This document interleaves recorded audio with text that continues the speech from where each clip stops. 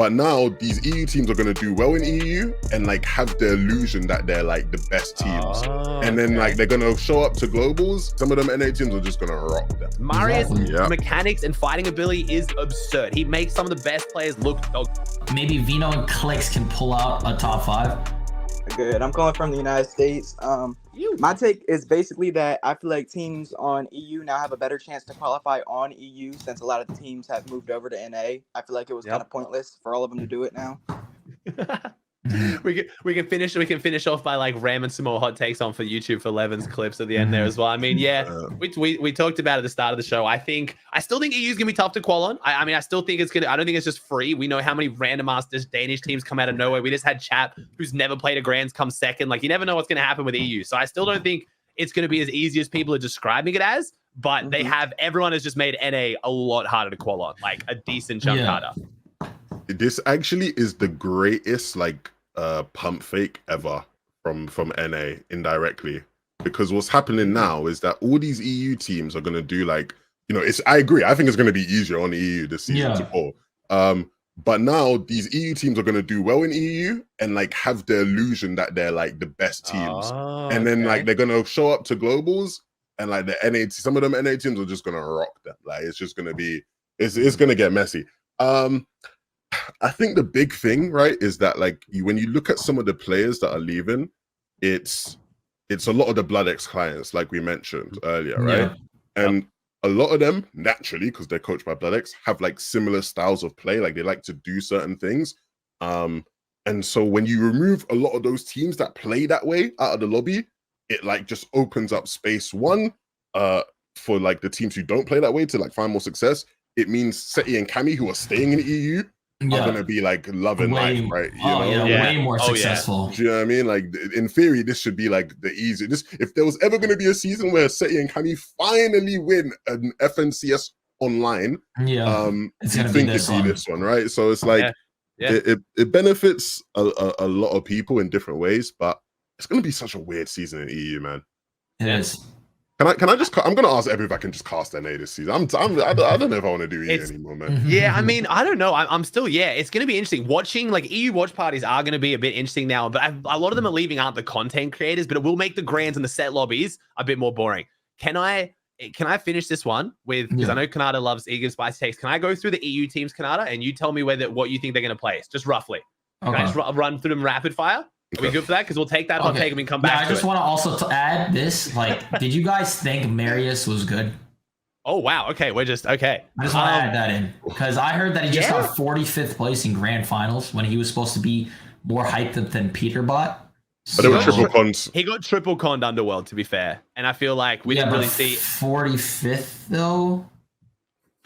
Hey, respect Cheeps and Tops, or Cheeps and Turtles, sorry, that were conning them, bro. Those brothers are the GOATs right now. But what place did they get? I can't remember. I don't think they did. Yeah, if anyone could check. I don't know what the highest placing Underworld team was, but I mean, I know on NA, like NPen and Pump had a fair bit of hype going into Grands, and them Underworld went kind of terrible as like just a comparison where no one really seemed to do well out of Underworld Con. But I hear what you're saying. Like even Con, like if you're triple con Underworld, what are you expecting to place Kanata if you're going into it? Like what? I mean, I'm still at least. I think you're still top 10ing. I've been there. I was landing below Underworld. Wow.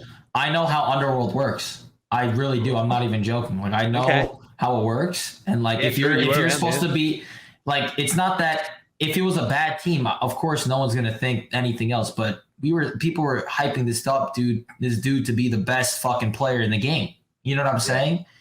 If you're hyped up that much, even anything that comes your way, you should be able to still do well, in my opinion. Least egotistical Kanata take. Yeah, is that me being egotistical? I swear to God, that's not even like think about it like this, ready? Think about it like this, ready? Acorn and Cold, okay? Acorn and Cold. They were contested. They pushed through a diversity and still ended up top 5ing. Yeah. But at fencing, they're stuck in that POI. They don't have dash water around them. They don't have God chest. They don't have mobility. They still pushed through and made it out, right? Yeah.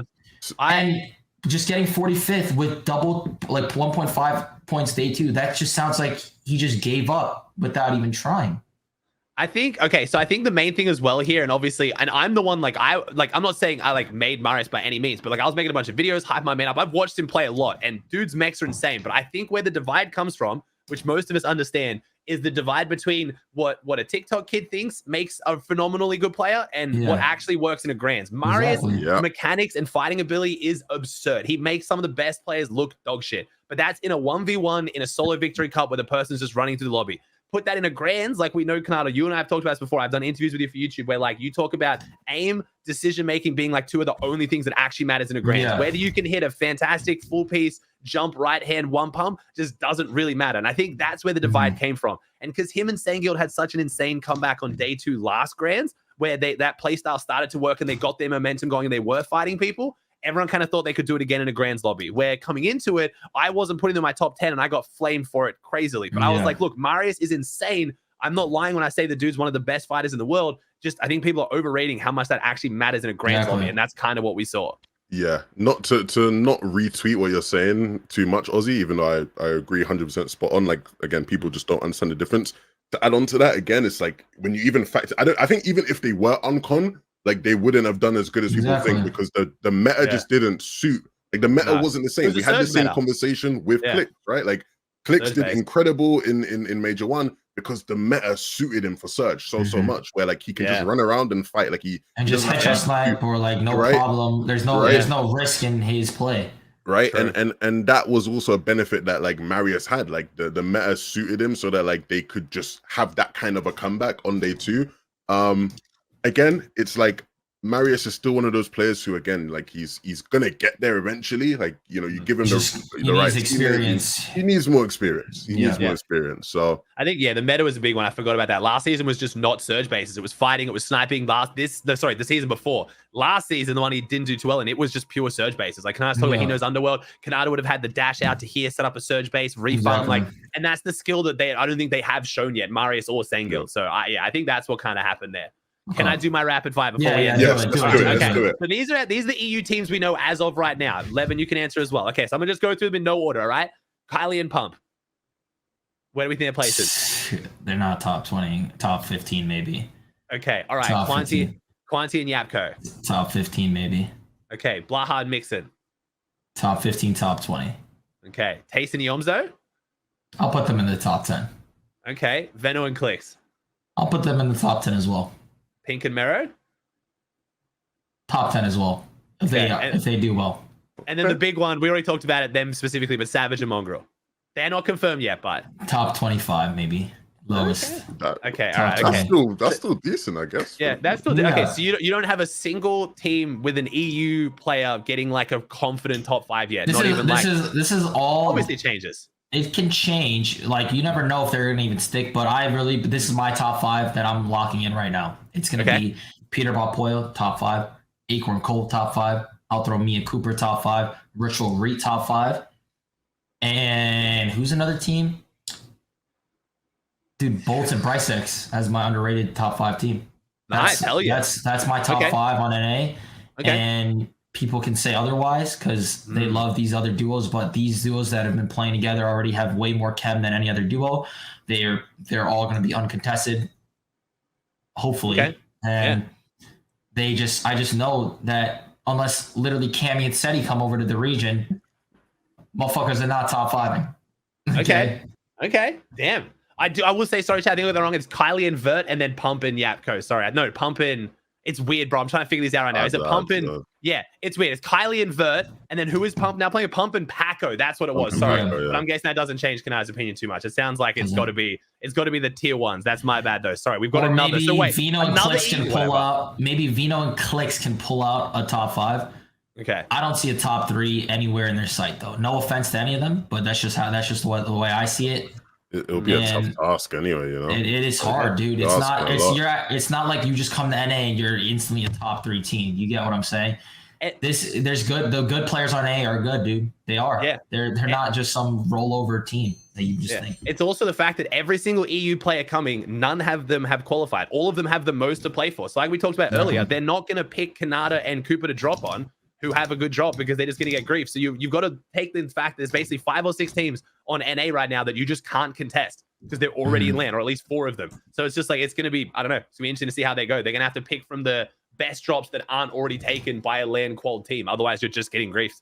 Yeah. I think the last thing I'll sort of say about Clix and Veno that is really interesting for me is that the dynamics of that duo, like they still have so much to figure out. Oh, like so much. Veno is confident, and Veno has a great mind for the game. But like, you know, in terms of IGLing, he'll tell us all, I can IGL fine. You know, when he's had the most success, he's, you know, the IGLing wasn't, you know, the thing he was doing in that duo, the majority at least. With Queasy and Veno, he IGL'd in end games, right? But again, that's not IGLing in mid game and early game, right? So that's going to be an adjustment for him, right? In terms of how people play on the region of NA, again, he'll sit here and I'm sure he'll tell us, yeah, this shit is easy, but I can figure it out easy. But again, it will be an adjustment in terms of style of play, like the way Veno likes to play and how Clix is accustomed to playing. He's gonna have to teach him. It's very different. Like, and it's gonna be, he's gonna be annoyed. He's gonna be annoyed when things don't, when a lot of things don't go his way. It's gonna be annoying as fuck. He's gonna be like, how do you not know how to do this? We're supposed to do this, and you're not doing it. You get what I'm saying? There's so much more to just like thinking, oh, they're gonna do well. You know what I'm saying? They have so much shit they have to go through.